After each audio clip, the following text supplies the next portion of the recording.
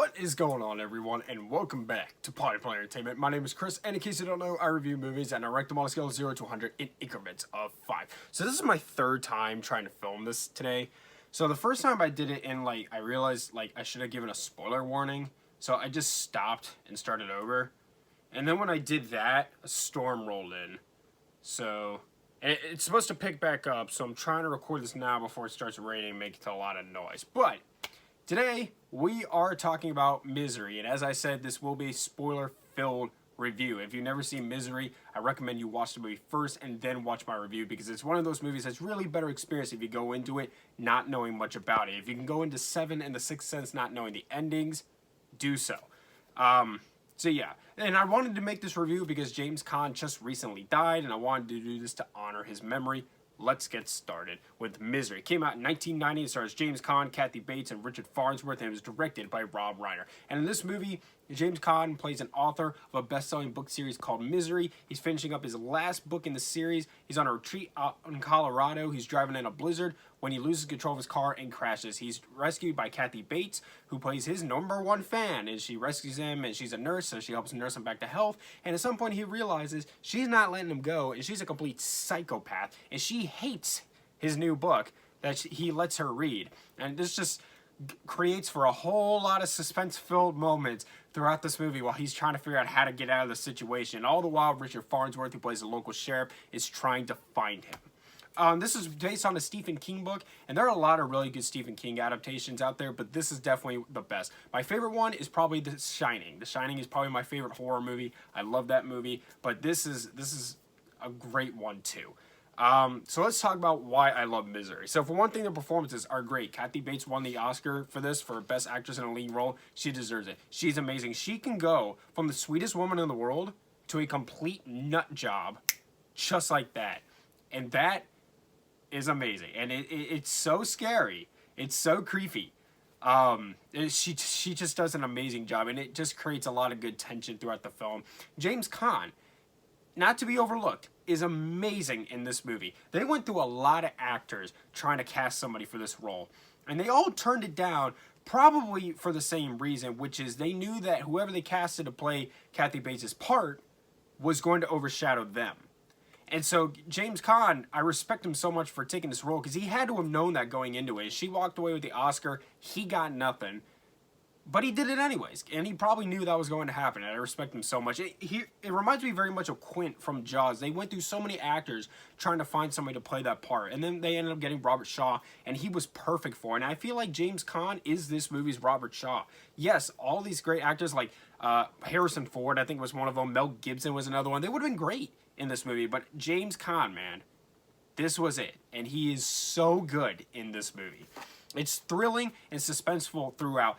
Kathy Bates is like a ticking time bomb. At any moment, she can go off. And so it just creates this constant tension all throughout the movie. And every time James Caan sneaks out of his room, because he's disabled, so he's in a wheelchair, he sneaks out of his room, starts rolling around the house, trying to figure out some way he can get out of this house. But she's coming back, and he's got to hurry up and get back in the room and make sure she knows he didn't touch anything. It's really, really, really suspenseful, and it's done so well. It's also shocking. So, of course, the sheriff getting shot in the stairwell. That comes out of nowhere, and man, it is shocking, because you're like, oh man, she really just took this to another level. And of course, the hobbling scene, which is like one of the most messed up movie scenes ever. Ugh, I can't imagine. So, this movie does have its shock value to it. The cinematography is great. The cinematographer for this movie is Barry Sonnenfeld. He directed Men in Black and Get Shorty. He was the cinematographer on this movie, and he does a great job. What he and Rob Reiner did with the camera is they would get close-ups when they needed to, they get wides when they needed to, and then move the camera in on the actors. And the way they would do this would help add to the tension of the scenes. It reminds me very much of Halloween. They would get shots of Jamie Lee Curtis just walking, but getting these in wide shots makes you think Michael Myers could be anywhere right now, and it adds to suspense of her simply just walking. And so this, I feel like, is a much elevated version of how to use cinematography to create tension in a movie. It's scary because it feels real, and it's a psychological thriller. This movie will really bear down on you psychologically. it's not always easy to get through, but it's fun. It's also very easy to root for James Caan. She forces him to burn his book so that he can't publish it because she doesn't like it because he killed off the main character of the books that means so much to her. So all of his hard work, she forces him to burn it. And that's just really heartbreaking. You just really want to see him get out of this situation. The ending is really white-knuckled. I mean, Caan, he basically uses her instrument of torture against her. When he finishes up the new book that she forces him to write, and he puts all the kerosene on it, and he's about to light it on fire, and for the first time in this movie, he's got the upper hand on her, and he lights it on fire and takes that typewriter, which is her instrument of torture against him, and he beats her down on the head with it. It's so satisfying. It's so satisfying. And the fight scene is really white-knuckled. I do have one complaint with it, and I'll get with that in my cons, but still, it's really white-knuckled. I mean, it's brutal, too. Let's see. The scenes with the sheriff and his wife provide nice levity to the film. So you can take a little bit of a breathing moment through the film, which is nice. And like American Psycho, this movie could have come across very corny. Kathy Bates, she could have come across as so corny and so stupid. But it's the way she plays it and the way Rob Reiner directs this film, it doesn't. Same thing with Christian Bale. It's just, the movie's done so well. It's directed so well and he plays it so well that it doesn't come across as stupid, even though it easily could have. And like Rear Window, this movie maintains suspense despite the fact that it takes place in one location. So you gotta give it up to them. They did a lot with a very simple story. They did the most with a very simple story.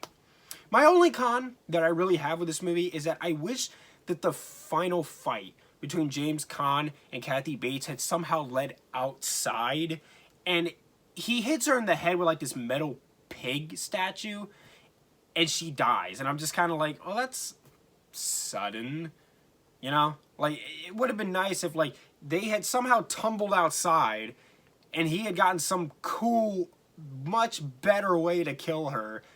That just would have been more satisfying to me. So I always felt like, yes, it is a white-knuckled, brutal fight scene, but it just always felt a little lacking to me. But that's really about it. I love Misery, and I know this is kind of a weird movie to review during the summertime. It's because the whole movie, you know, it's snowing out, but as I said, we recently lost James Caan. I wanted to honor him in this way. This is a great movie. It's one of Rob Reiner's best. It's one of the best Stephen King adaptations. There's great ones. The Shining, not The Sixth, I'm sorry. The Green Mile, Shawshank Redemption, 1408. There's just great movies, but this is definitely one of the best ones. It's definitely up there with them. So with all that being said, I'm going to give Misery a 95 out of 100.